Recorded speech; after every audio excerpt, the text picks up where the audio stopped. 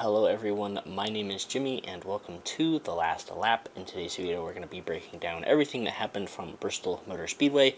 Just want to quickly remind you guys, hit that like button and subscribe button. We greatly appreciate it if you did that. Matthew, my friend and co-host, is joining me on the show, and before we hop into the video, we like to do diecast stuff, but even before that, just want to quickly announce slash say that our thoughts and prayers are with Sherry Pollux and her family. She unfortunately passed away due to her battle with ovarian cancer. She was a longtime advocate of all kinds of that stuff in the sport, so very sad to hear that. But as for diecast stuff, I'm not going to go through all of them. I have a lot. There's 5 Jeff Gordon diecast back there. We got Pocono, Talladega, Phoenix, Darlington, and Chicagoland. So 5 new Jeff Gordon diecast back there. Not gonna go through all of them. Maybe I'll throw a picture in there. But anyways, Matthew, my friend and co-host, joins me. And how are you doing this fine evening as we talk about everything Bristol? Well, we're finished with the first round of the playoffs, and now we get ready for the second round of the playoffs. And while I know you pretty much got like 5 new diecasts, I did get one myself as well. And of course, this one is a special one. The first win for RCR is this year's Auto Club win in the Lucas Oil colors, which, man, it is so weird putting this car right next to these other ones. This is so like the complete opposite of all these M&M Toyota ones. I mean, it's a bright blue Chevy Camaro number 8. So it's definitely a little bit weird to see with the collection, but it's very special as this is the first of many, as they said when they won. So glad to have this, and let's get right to it. Alright, so we're going to switch things up a little bit with how we do this video. We're going to talk about some news first, because there is a lot of it to cover. Then we're going to go over the playoff grid and what happened at Bristol. So, quickly, some news that has happened over the past week or so. It was announced SVG is coming to NASCAR full-time next season. Apparently, it's going to be a mix of all 3 series, presumably with Trackhouse and probably Nice Motorsports and other Chevy partners. So he will be coming to NASCAR next season full-time across all 3 series, spread out a bunch of different starts and stuff like that. And speaking of Trackhouse, it appeared them and Spire had some type of partnership agreement. So Spire bought Live Fast's charter, and in that car next year will be Zane Smith, and then presumably Zane Smith will be driving for Trackhouse full-time in 2025, apparently. Yeah, one thing I caught about this is that there's going to be, assuming in 2025, there's going to be 4 Trackhouse drivers. Now, whether or not SVG is going to be full-time or not, I'm not sure, but I don't know. I'm wondering if, they're going to stick to 3 cars, or if Daniel Suarez or Ross Chastain might get booted out of the way for Zane Smith to drive for them in 2025. There's a lot swirling around. I'm sure maybe Trackhouse will somehow acquire this charter from Spire to have a 3rd car. I don't know all the details. It's a lot. It's very confusing. But what we do know is that Zane Smith will be driving for Spire next season full-time, which is a partnership with Trackhouse. So that's the gist of it. That's the basics. So yeah, that happened. And then it was announced Bristol Dirt is not coming back next year. It'll be 2 pavement races. And, I don't know. I'm torn about this because, yes, I like the Bristol concrete racetrack. But at the same time, I am starting to get on the train of that, if a track is going to have a date, I think it should have one date right now. And, the dirt made it more unique, and I wouldn't really technically consider that as a date for the Bristol track. I would, one dirt and one concrete, that's 2 different racetracks, kind of, quote unquote. But if in the future, if they don't go back to Bristol Dirt, I would like to see them experiment with another dirt track like Eldora or Knoxville or something like that. I would like to see a dirt track come back on the schedule at some point and maybe replacing that spring Bristol date. But for next year, it does look like there's going to be 2 Bristol concrete races, and hopefully they move the dates around because the spring, I don't know what it is in this southeast region of Bristol, Martinsville, Richmond sometimes, it always rains in the spring. So hopefully they can move the date maybe a little bit further back in the like late spring, early summer maybe, I don't know. But yeah, 2 Bristol concrete races next year.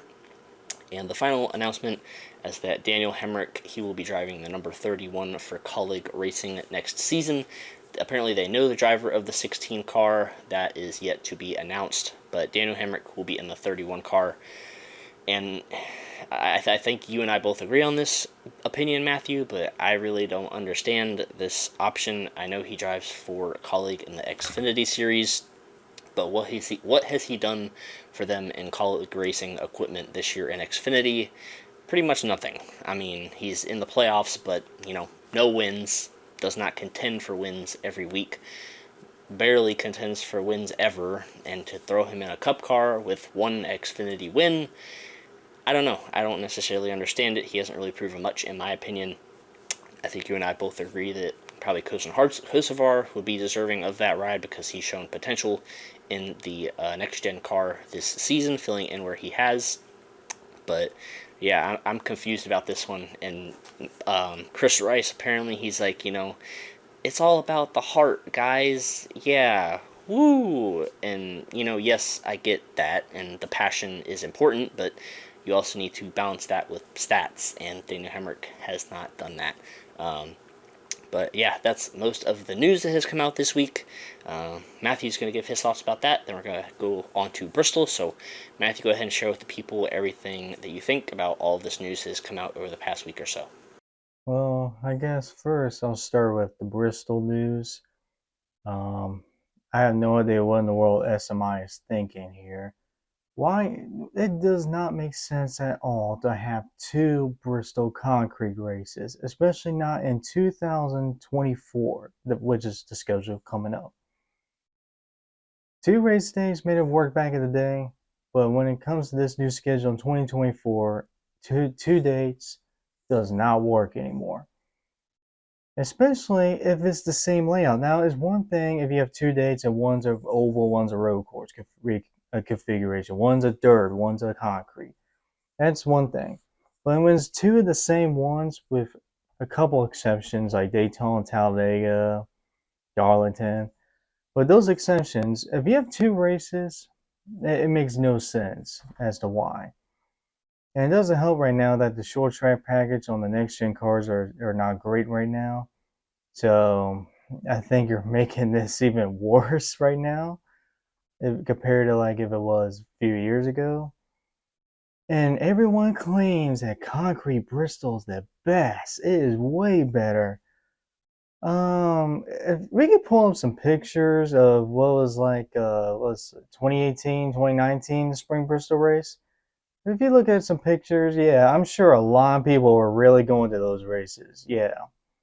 You really think it's going to make a huge difference in attendance now? You really think so? No. It's going to be either the same or worse. So it makes zero sense to me. And I think they'll learn quickly that it'll be a big mistake by getting rid of Bristol Dirt, in which it was a way, which has been absolutely, absolutely been great for them. And especially every year, the racing was getting better and better. Of course, when it gets better, we gotta change it up or get rid of it. So that's unfortunate. I mean, I love the Bristol Dirt races, and I'm gonna miss it. So I guess the only time we'll use it now is on iRacing. So that's unfortunate, and I think SMI will absolutely regret it in the long term. Now on to the signings here. Shane Van Gisbergen gonna be running all 3 series next year. I mean, I think everyone saw this one coming, and I think that's absolutely smart. I mean, yes, he is in his 30s, but he's a veteran basically. Well, not a veteran in NASCAR, but in motorsports. But if you just throw him the Cup Series full time, it's not going to end well for him. He's got to learn the ovals. I mean, he did make an oval start in the Truck Series at IRP, and he did, he did as well as you can for someone the first time in an oval. I think it was like 16, 17 at IRP, and I think he's going to be getting more. He'll be getting definitely be getting more experience with it in trucks and Xfinity. Now for the Cup Series, I'm sure he'll be running almost all the road courses next year, but I think it'll be a perfect opportunity for him for Trackhouse to put in the 91 car for the Daytona 500. I think that'll be an absolutely great experience for Shane Van Gisbergen to try to get in the Great American Race. So I hope hopefully Trackhouse can do that. But amazing sign by Trackhouse, and we're not done with Trackhouse just yet because Zane Smith is going to be with them for the future. Now next year they're going to be with Spire, but in the long term he's going to be with Trackhouse. Now I'm sure. Now Justin Marks in the press conference, he was sounding like in 2025 Trackhouse will be a 3-car team. So how the charter situation will work, I don't know. Maybe Spire gives them a discount on the charter that they just bought. Maybe it's a discount, but this 1 year with Spire Motorsports, this will be interesting for Spire Motorsports in general because they're going to have Corey LaJoy. They're possibly going to have Carson Hocevar, who has absolutely been impressive considering the car he's in was like 33rd in points. And then you're going to have Zane Smith and the unknown number, which I'm hoping it'll be 78 because they could use the Furniture Row font 78 again. I feel like that'd be kind of cool, but I mean, this will be kind of a learning year for Zane Smith next year. I don't expect him to make the playoffs because Spire Motorsports hasn't done that yet. But by come time 2025, when he's in a Trackhouse car, I think there will be expectations for Zane Smith to be in the playoffs. So I think next year will be a learning experience, and I think it's great for Spire for next year. But long term, this is going to be an absolutely huge win for Trackhouse to get a talent like Zane Smith. So looking forward to the future. And now for Daniel Hemrick getting the 31 car for calling racing next year. Why? Just why? I don't get it. I know Chris Rice was all about, it just fits, and maybe it does. I mean, I know Daniel Hemrick's not going to be a guy that tears up your cars week in and week out. He's going to keep the car clean. He's probably a safe bet. But just because you're a safe bet doesn't mean you're going to make the playoffs. Let's just be honest here. Justin Haley has been a driver that keeps the car clean, and he hasn't made the playoffs. So I don't understand what's going to be any different. I feel like we're swapping the same kind of driver here. So I I personally don't get it, but you know, I guess the fit. I guess this is the fit that matters most. But I don't expect them making the playoffs. I bet that 31 car is going to run the same way it's been this year in points. So if it stays stagnant, then this will not be a good move. So yeah, good luck to him. I mean, I'm happy for him that he's getting another shot in the Cup Series, but I I just don't understand someone that has only won one race in all 3 series combined. Considering the teams that he's been with, like Brad Keselowski Racing, RCR, Joe Gibbs Racing, Junior Motorsports, and now Calling Racing, he's only won one stinking race. And it was literally by inches. Literally by that much. um, so I personally don't get it, but I guess we'll see next year. So yeah, those are my thoughts. All right. We are going to now talk about Bristol, who made the playoffs, who didn't. Um, all right. So, I am going to go over the four drivers who did not make the playoffs, and then I'm going to cover the bottom four who are still on the bubble, and then Matthew's going to go over the current top eight. So, drivers who did not make the playoffs: Mike McDowell, Ricky Stenhouse Jr., Joey Logano, and Kevin Harvick. So, Michael McDowell, he actually had a really strong run at Bristol. I might have his finishing position. He finished sixth at Bristol, so he had a really good run. Just not quite enough. He needed to win. Was in a must-win situation. Couldn't get the job done. Ricky Stenhouse Jr. He seemed consistent the whole playoffs, but just not enough. Hopefully he has another chance next year to get in the playoffs. Logano and Harvick are the two that stick out the most. Obviously, past champions of the sport, not making the next round. Harvick was just abysmal at Bristol. I think he finished the race 5 laps down, which is unbelievable to think of considering how good he was at Bristol. Joey Logano, a former champion, just did not have the speed this round either. And then now the four drivers at the bottom of the cut line. Let me see. Where'd it go? Here we go. Bubba Wallace. Great run for Bubba. He did his job. He got stage points. Stage points in stage one. Really saw. I think he finished third or fourth in stage one. Got those extra points. That's what got him to move on to the next round. Ryan Blaney, he was just kind of average, but once again, enough to get through the next round. He's -6.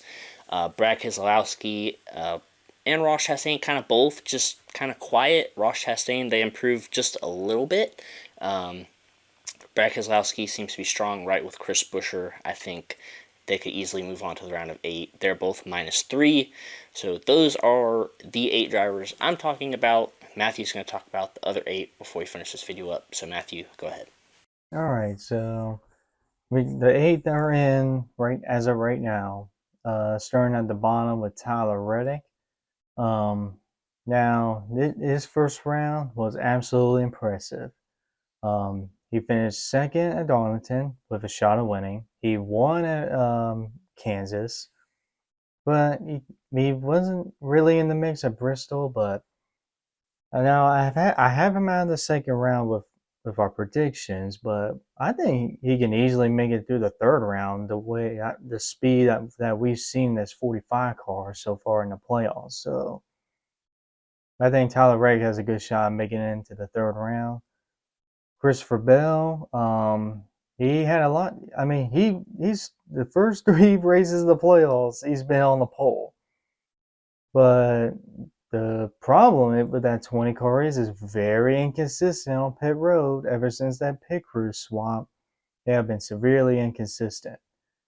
Um, so with Christopher Bell, if they have the speed to make it, but if they keep having those pit crew issues, that could definitely knock them out of the second round. Kyle Busch is in 6th. Uh, man. Now, as long as they don't screw around in practice and qualifying, and if all they have to do is not screw around, get stage points, and stay out of trouble, they can easily make it in the third round. I like the tracks that the Z car is coming up here. Texas, in which he's always been very good at Texas, and the A car won there last year. Talladega, they won there this year. And besides the Daytona 500, they have finished in the top 10 in all speedway races this year. And as for the road courses, besides the last 2, Indy and Watkins Glen, he has finished in the top 5, 3 out of the 5 road courses this year. So I like this round cut up for Kyle as long as they don't screw around in practice and qualifying.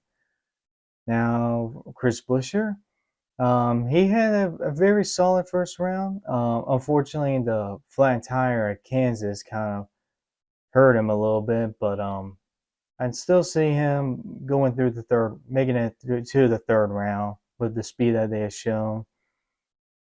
Kyle Larson in fourth. He has pretty much been one of the best cars so far in these playoffs, so I feel very comfortable with him in the playoffs. But I mean, I guess the only weak point for him is Talladega because him and super speedways he has zero luck at, so that could be the weak point for Larson. Now Denny Hamlin, who is third, he is, in my opinion, the best guy in the best driver in the playoffs. Because all three races in the first round he could have won. He did win Bristol, but he could have won Darlington. If it wasn't for the pit crew choke. He could have won in Kansas if the caution didn't come out. So he could have won three of these races in a row. So I think Denny Hamlin is the best guy right now in the playoffs. So I think he's going the third round with ease. Martin Truex Jr. second. Now this one is going to be an interesting one because the first round was an absolute disaster for the 19 car. None of these races in the first round have race winning speed. He barely showed any speed. Darlington, he was not good. Kansas, he blew a tire at the very beginning. Bristol, nowhere near to be found. So, and he just barely got in the first round, like literally a couple of points. So, I wonder if now this reset, were they able to get things back on track? But after what I saw in the first round, I don't know. So, it's going to be 50-50 for me. Now, William Byron, who is the number one seed, um, he's shown I think he had a solid first round, a kind of quiet first round. He didn't do anything spectacular, but with the amount of points he had, I mean, all he had to do was cruise through the first round without any issues, and that's what he did. So I think Willie Byron's gonna be able to make it in the third round no problem either. So yeah, that is the top eight as of right now, starting at Texas. All right, and our closing thoughts, I think, should be the four that we think are going to be eliminated. I'll go first. The four that I think are going to be eliminated after this round are Ross Chastain, Bubba Wallace, Ryan Blaney, and Kyle Busch. Sorry to say Kyle Busch, Matthew. Are you? But those are the four I think are going to be eliminated after this round. Matthew, you can go ahead and share the four you think are going to be eliminated after this round. Okay. It's okay, Kyle Petty. I see how you are. Um, so I got Bubba Wallace out. I got Brad Keselowski out. I got Ryan Blaney out. And then, Now I know Ross Chastain has been inconsistent this year, but the playoffs this year, besides the playoffs so far, besides Bristol, he has shown some speed. So I'm starting to feel a little bit confident on Ross. I'm going to put Christopher Bell as the first guy out. Like I said, I know he does have the speed, but the pit crew absolutely scares me right now. So it actually scares me more than Tyler Reddick's pit crew right now. So I got Christopher Bell out. That's the first guy out. All right. Well, that was a lot for this video. Sorry if it was a little bit rough, a little bit patchy. I was doing stuff on my computer. I have a dog over here going crazy. Matthew, I'm sure it's all nice and peaceful back in your house, but a little bit of a crazy episode, but thank you guys for sticking through. And one more thing, I was going to say this in the beginning of the video, but I completely forgot. But Matthew, guess what? I beat your favorite driver.